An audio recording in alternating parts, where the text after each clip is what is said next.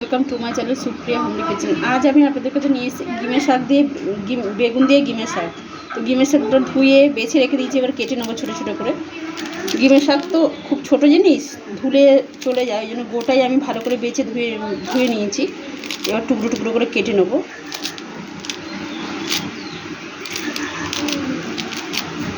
এভাবে কেটে নিচ্ছি বন্ধুরা।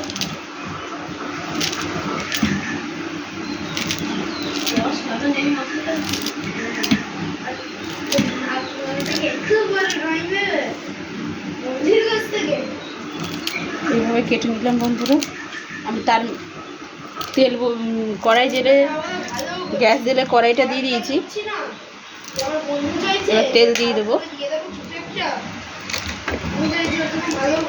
কড়াইটা গরম হয়ে গেছে, একটু সর্ষের তেল দিয়ে দিলাম। 2 চামচের মতো সর্ষের তেল দিলাম।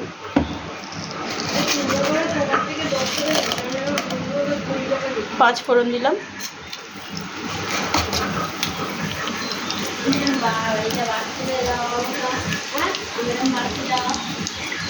একটা লঙ্কাকে 3 ভাগ করে দিলাম, শুকনো লঙ্কাকে।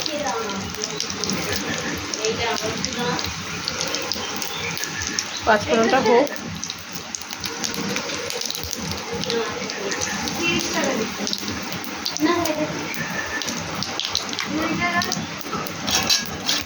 পাঁচ ফোড়নের গন্ধ বেরিয়েছে। 3টে কাঁচা মরিচ দিয়ে দিলাম, চিড়ে দিয়ে দিয়েছি বন্ধুরা।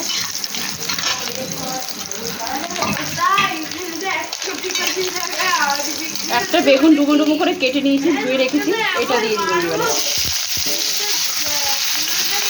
সামান্য নুন দিয়ে দেবো, না বেগুনগুলো শক্ত হয়ে থাকে।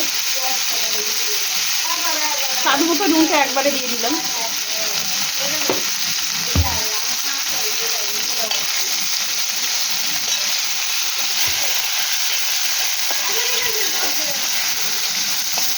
বেগুনটা একটু ভালো করে ভেজে নেবো বন্ধুরা।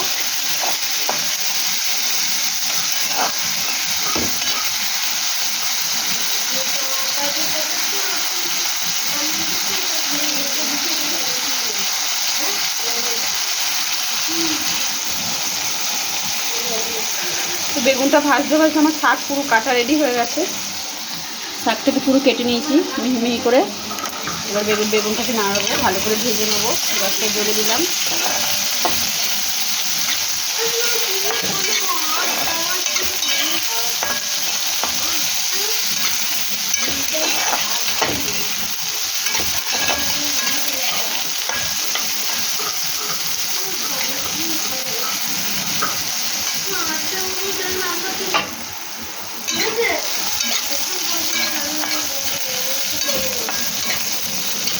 আর এর মধ্যে বেগুনটার মধ্যে হলুদ দিয়ে দেবো।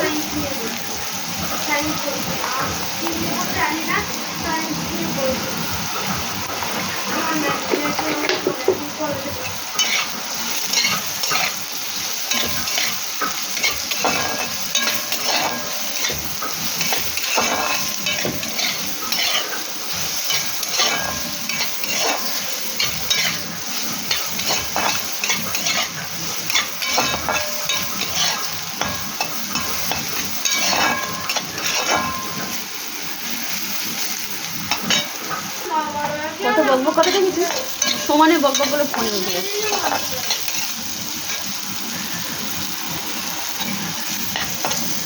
আমার মেয়ে বন্ধুরা এত বকে কি বলবো, প্রচুর বকবক করে। এবার আমি এর মধ্যে শাকটা দিয়ে দিলাম।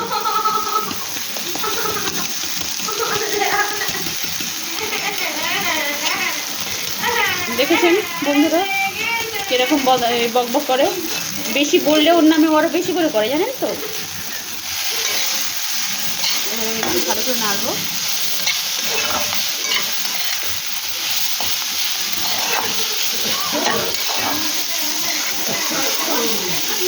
এবার আমি গ্যাসটা আটকে দিলাম, দিয়ে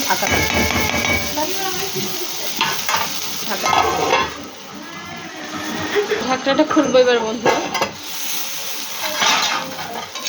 শাক রান্না করতে বেশি সময় লাগে না, বেগুনও সিদ্ধ হয়ে গেছে। দেখলেন 1 চুবড়ি শাক কোথায় চলে গেল।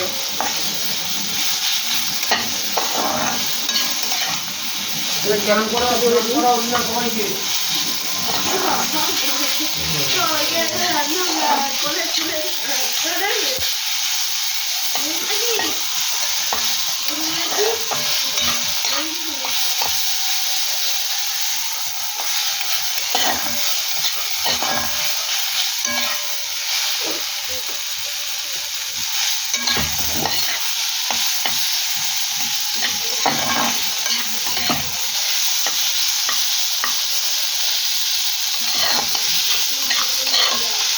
বন্ধুরা আমার রেডি বেগুন দিয়ে ঘি মাছ শাক। আপনারা করবেন, করে আমাকে কমেন্ট করে জানাবেন, আর আমার চ্যানেলটা লাইক অ্যান্ড সাবস্ক্রাইব করে দেবেন। Thank you for watching.